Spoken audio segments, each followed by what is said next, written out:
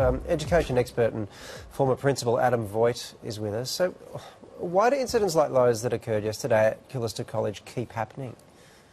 Look, sadly and frankly, I think it's because we keep taking shortcuts with this approach to bullying. We reserve our outrage and our right to jump online and jump up and down about how these girls, or indeed their boys in any other instance, might need to be hung up by their toenails, and we don't get to the root causes. We need to start to ask ourselves why we are raising a generation of young people so intoxicated by power that they go out there and do these awful things to other people. And until we can actually get back to building cultures and communities around our kids where that happens, then we're going to continue to deal with problems like this on the run. What are we doing wrong? Why?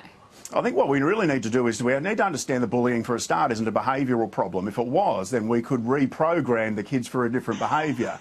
It's time to understand that bullying is a cultural issue. I hear your point, but is it really peculiar to this generation? Like, if you change the technology or leave the technology aside, this feels to me no different than, you know, when I was at school and two people started fighting and everyone just started yelling, fight, fight, fight, and attracting a crowd. It feels like this has just been going on since we've had human beings. Yeah, look, every young person has the capability to be seduced by power and to go out there and do things that bring other people down to make themselves feel better. What we've done with technology is we've allowed that to be exacerbated through audience. One of the things that makes this both a terrible event and also you know, something that does a lot of harm is the fact that there's an audience, and when you've got a lot of that audience who's filming it and they go and take it online, you can very quickly get the sugar hit, you know, that is so addictive, and so you're more inclined to do that again when you get that gratification from it, and you're also, all of the people who viewed it and saw that it was liked and saw that it became popular are more likely to do these things now. So neither generation is immune from it or worse than the other,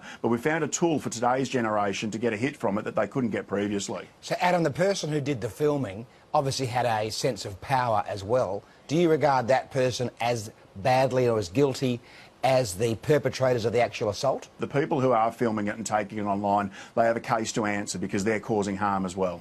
There are two girls in those toilet cubicles who are in a really tough spot tonight, and part of it is because of the actions of the girls in that toilet, and part of it is because of where this video has gone after the incident. Adam, thanks as always for your thoughts. My pleasure.